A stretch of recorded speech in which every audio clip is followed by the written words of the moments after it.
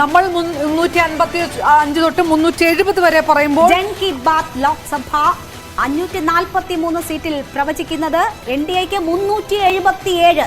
India 151 ചുരുങ്ങും എന്ന് പറയുന്നു.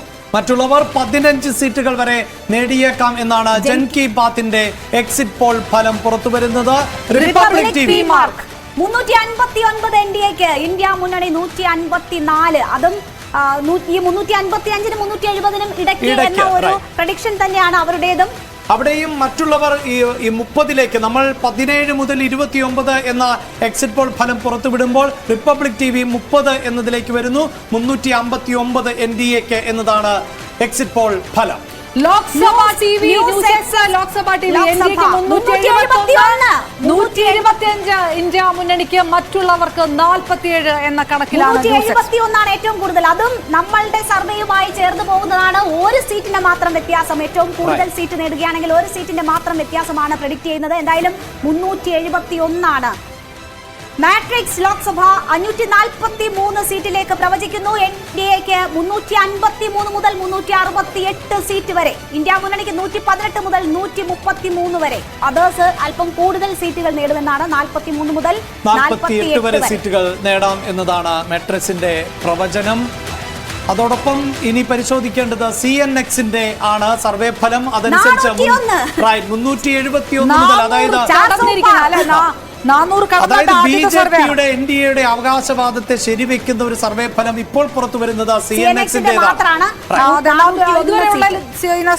400 കടന്നിരിക്കും എന്ന് പറഞ്ഞിരിക്കുന്നത്. ഇന്ത്യ സഖ്യത്തിന് അവിടെ 109 മുതൽ 139 വരെ സീറ്റുകൾ ലഭിക്കാമെന്നും മറ്റുള്ളവർ 28 മുതൽ 38 വരെ സീറ്റുകൾ നേടും എന്നുമാണ് CNXന്റെ സർവേ. ഒരു ആവറേജ് ഇത് പറയുന്നത് ഏതാണ്ട് 360-നും 370-നും ഇടയിലുള്ള സീറ്റ് എന്തായാലും NDAക്ക് കിട്ടുമെന്നതാണ്. കഴിഞ്ഞ തവണ ഈ ആവറേജ് പോളുകളുടെ ആവറേജിലും കൂടുതലായിരുന്നു യഥാർത്ഥ ഫലം എന്ന യാഥാർത്ഥ്യം കൂടി നമുക്ക് അതിഥികളിലേക്ക്. റോണി കെ ബേബി, അത് ഇപ്പോ ന്യൂസ് 18ന്റെ സർവേ മാത്രമല്ല, പോൾ ഓഫ് പോൾ എടുത്താലും ആ ഒരു കണക്കിലേക്ക് NDA നിൽക്കുന്നുണ്ട്.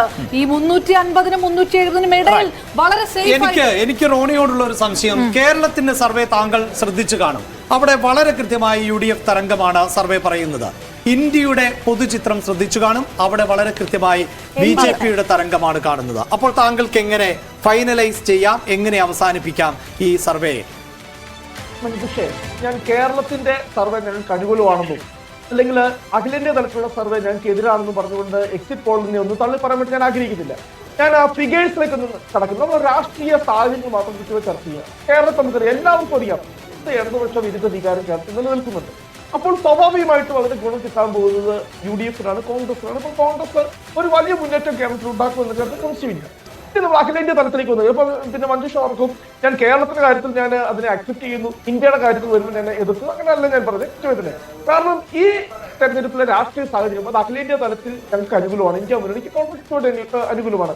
ഉയർന്നു വന്ന വിഷയങ്ങൾ ഞാൻ ചർച്ചയിൽ ഞാൻ മഞ്ജുഷയുടെ പുസ്തകത്തിന് പറഞ്ഞു, ഈ പറഞ്ഞ സ്റ്റേറ്റുകൾ അവിടെ എല്ലാം BJPയുടെ സീറ്റുകൾ കുറയുമെന്ന് തന്നെ ഞങ്ങൾ കണക്കൂട്ടുന്നത്.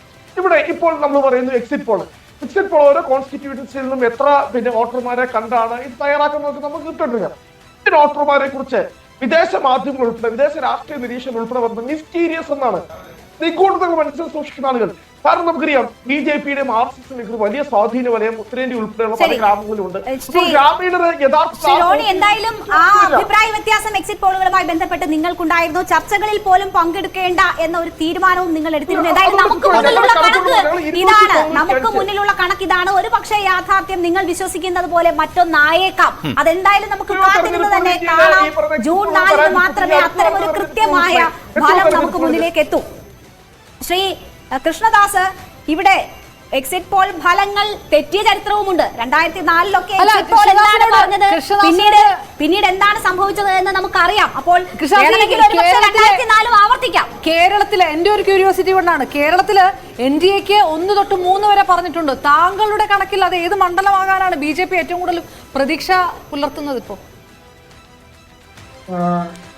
എക്സിറ്റ് പോളുകൾ പലപ്പോഴും തെറ്റിയിട്ടുമുണ്ട്. എക്സിറ്റ് പോളുകൾ ഏതാണ്ട് സമാനമായ രീതിയിൽ വന്ന സാഹചര്യവും നമ്മുടെ രാഷ്ട്രീയത്തിലുണ്ട്. പക്ഷെ എക്സിറ്റ് പോളുകൾ പുറത്തു വരുമ്പോൾ തന്നെ രാജ്യത്ത് നടന്ന തെരഞ്ഞെടുപ്പിന്റെ ഒരു ക്രോസ് സെക്ഷൻ എന്നുള്ള നിലക്കാണ് അതിന്റെ ഒരു വിശകലനമായിട്ട് വരുന്നത്. സ്വാഭാവികമായിട്ടും നിങ്ങളടക്കമുള്ള മാധ്യമ പ്രവർത്തകരും നിങ്ങൾ അവലംബിച്ചിട്ടുള്ള രീതികളും എല്ലാം മറ്റ് ചാനലുകളും മറ്റ് സർവേകളും എല്ലാം ആ തരത്തിൽ ഒരു റാൻഡം ചെക്കിങ്ങിന്റെ ഭാഗമായിട്ടാണ്, റാൻഡം സർവേയുടെ ഭാഗമായിട്ടാണ് ഇതെല്ലാം ചെയ്തത്. അതിനെ അവിശ്വസിക്കേണ്ട സാഹചര്യം നിലവിലില്ല. അത് ഏതെങ്കിലും ഒരു മുന്നണിക്ക് കൂടുതൽ കിട്ടുമെന്നോ കുറവ് കിട്ടുമെന്നോ എന്നുള്ളതിന്റെ അടിസ്ഥാനത്തിലല്ല. പലപ്പോഴും ശരിയായിട്ടുള്ള സാഹചര്യമുണ്ട്, തെറ്റിയിട്ടുള്ള സാഹചര്യങ്ങളുമുണ്ട്. പക്ഷേ BJPക്ക് സീറ്റുകൾ കൂടുതൽ കിട്ടും, അല്ലെങ്കിൽ BJP ജയിച്ച് അധികാരത്തിൽ വരും, അധികാരം തുടരും, നരേന്ദ്രമോദിക്ക് വീണ്ടും സർക്കാർ ഉണ്ടാക്കാൻ കഴിയുമെന്നെല്ലാം പറയുമ്പോൾ നമുക്കൊരു വല്ലാത്ത മാനസിക പ്രയാസമുണ്ടാകുന്നു എന്ന് പറയുന്നത് ഈ രാജ്യത്തിന്റെ നമ്മൾ പല രാഷ്ട്രീയ നിരീക്ഷകരും നമ്മുടെ ഈ ചർച്ചയിൽ അടക്കം പറയുന്നത് അവർക്കത് അംഗീകരിക്കാൻ കഴിയുന്നില്ല. രാജ്യത്തെ ജനങ്ങൾ വോട്ട് ചെയ്ത ഒരു സർക്കാരിനെ അധികാരത്തിലേറ്റുന്നു, ഒരു നേതാവിനെ തെരഞ്ഞെടുക്കുന്നു, ഒരു മുന്നണിയെ തെരഞ്ഞെടുക്കുന്നു. അതിലെന്താ തെറ്റുള്ളത്? രാജീവ് ഗാന്ധി, ഇന്ദിരാഗാന്ധി മരിച്ചതിന് ശേഷം നടന്ന തെരഞ്ഞെടുപ്പിൽ ഈ രാജ്യത്ത് മൃഗീയമായിട്ടുള്ള ഭൂരിപക്ഷത്തിൽ അധികാരത്തിൽ വന്നിട്ടില്ലേ? രാജ്യത്തെ ജനങ്ങളെ കുറച്ച് കാണുക, ജനങ്ങളുടെ കപ്പാസിറ്റിയെ കുറച്ച് കാണുക, അവരുടെ വോട്ടിംഗ് കപ്പാസിറ്റിയെ കുറച്ച് കാണുക, അവരുടെ വിശകലനത്തെ കുറിച്ച് കാണുക. ഞങ്ങൾക്ക് മാത്രം ഇതെല്ലാം വിശകലനം ചെയ്യാനുള്ള അധികാരമുണ്ട്, ഞങ്ങൾ ഒരാൾ വിശകലനം ചെയ്താൽ അതെല്ലാം കോടിക്കണക്കിന് ആളുകളുടെ വോട്ടായി മാറണം എന്ന് വിശ്വസിക്കുന്ന ആളുകളോട് നമുക്ക് തർക്കിച്ച് ജയിക്കാൻ വേണ്ടി